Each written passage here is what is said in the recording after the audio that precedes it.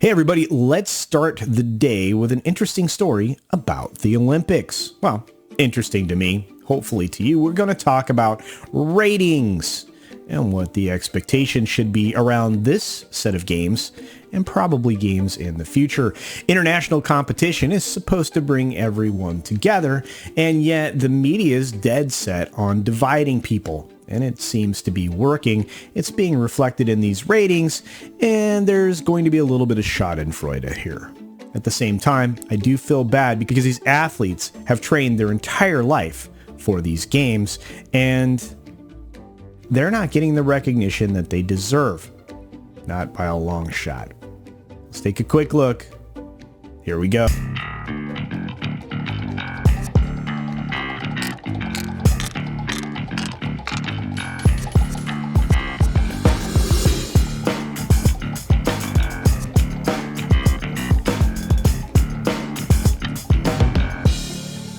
Let's start here. NBC Night 1 of the Winter Olympics was a frigid 1.23 demographically. It's 67% below 2018's 3.7 opening night, which is itself 38% below 2014. Are you sensing a trend? I am. And there's a lot of reasons for this. And there's a reason for the gap that's being presented in this data because we only are comparing like for like. Winter Olympics for Winter Olympics, Summer Games for Summer Games. It's really important to do that because there is a disparity, albeit a small one, between Summer Games and Winter Games as far as linear television interest. By way of perspective, I continue on, the Olympics number was also 0.53 below last month's season finale of the hit television program, Yellowstone. That's right, these numbers are lower than Yellowstone. Let's read from a story from The Wrap, written by Tony Maglio over there. It says, Beijing Olympics will bring ratings gold, but viewership will be ice cold compared to the last games. And they're going to provide us a little infographic at the bottom, which is very, very interesting. It looks like from Friday through Sunday, February 20th, NBC should dominate television with the cold weather global competition. But that doesn't mean the expensive sporting event will be smashing success for a network that paid a ski slope high $7.7 billion in 2014 for the rights to air the Olympics in the United States through 2032. At least not if the recent TV ratings trends remain, especially for the Olympics, at least the previous games, are any indication. To begin with, the Winter Olympics have never been as possible as the Summer Games, which I just mentioned. So you always want to compare the TV ratings for like events. But a key comparison and glaring concern this time around will be the Tokyo Summer Olympics, as they were originally scheduled for 2020, but delayed till last summer because of the global crisis, right?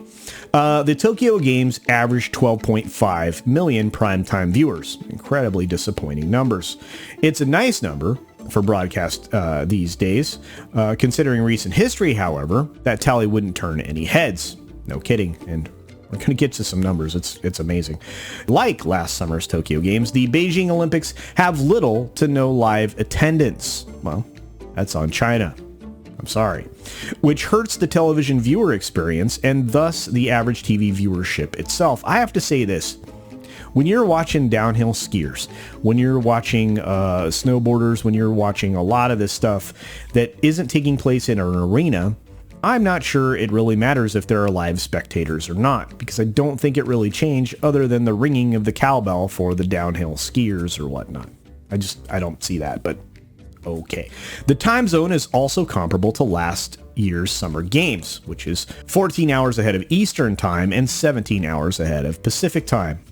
And I will concede that that is a real problem because live viewership is going to be diminished because people will have to, if they want to watch an event live, be up in the middle of the night. They will also have to experience that most likely through the streaming service, but we will get to that. According to the article, it means that events are happening well outside of the US primetime hours, as I mentioned, requiring NBC to stream them live and play recaps during its main viewership periods.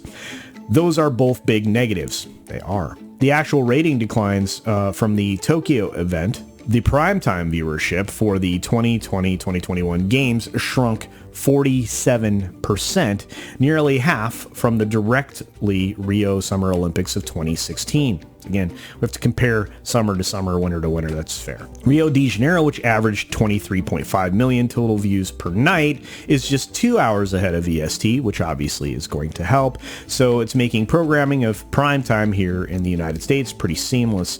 The closer time zone also removes, at least mitigates, the spoiler factor that existed in Tokyo last year, and obviously is going to exist for Beijing, which is a 13-hour split. Some of those most ambitious or anxious or spoiler-wary viewers will watch the victories unfold live at weird hours on Peacock, which, again, lots of complaints about Peacock viewing from many viewers that tried to do it for the last games, and they're promising a better experience, so maybe that will work. As it did in Tokyo, NBC's broadcast network, still the more popular option for TuneIn, will carry some coverage of Beijing events throughout the workday.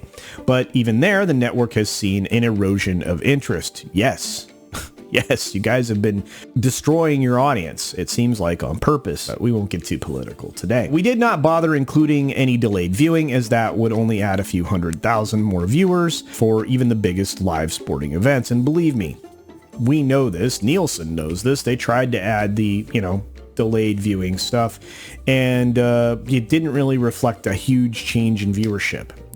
Especially since delayed viewing usually means people are skipping the commercials anyway, which is the whole point of tracking TV ratings, at least for linear television or things that are ad supported. We now get to the infographic, which I think is going to be very interesting for you. These are the Olympic viewers since 2010. Now, they intentionally didn't go back farther than 2010. It's for no other reason than if they did, it would be showing a glaring difference in the kind of viewership that they used to get on linear television versus what they're getting nowadays. And that's fine. You can select the 10-year period, call it relevant, whatever. So here we go.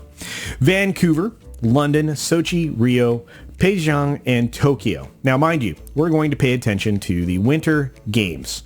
So let's start in Vancouver. Vancouver had a 12.2 million viewership when it came to the total daytime viewership. When it came to the primetime viewership, it was 24.26 million. Now, the next one over is going to be London. It's a Summer Olympics game. It's not a fair comparison. It's about 6 million higher, or 6.6 million higher than obviously Vancouver primetime. Now we're going to focus on primetime because the pitiful daytime numbers are not valuable. When we get to the other Winter Olympics, the next one in 2014, we're in Sochi, Japan. It's 21.08 is their primetime viewership. Then we go to Rio, which is summers, which is a good number, but a declining number. And then we get to Pyeongchang, which is another Winter Olympics, and that is a 9.49 during the day, which is pitiful. And you have 17.5 million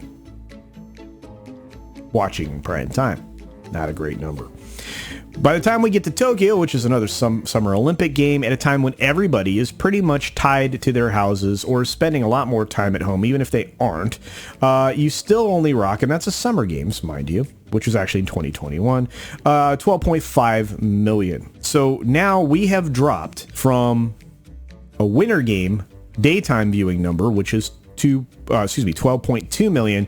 When you get all the way to Tokyo, technically 2021, you are only slightly above a Winter's Game in your Summer Game, 12.53, only 0.3 higher.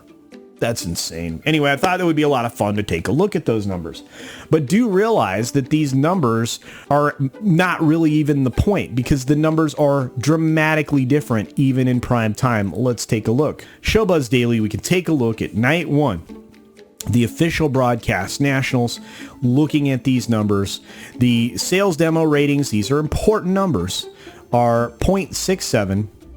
With adults 18 to 49, they are 1.31. With adults 25 to 54, a little higher at 1.86. That makes sense because more older people watch linear television. And you get to an even split when it comes to men, women are very close. This is normal when it comes to the Winter Olympics because there's a slightly larger female audience, usually brought on by ice skating and stuff like that at 10.9 to men at 10.6. Total adult shares of 50 plus are 12. Again, the audience is skewing a little higher.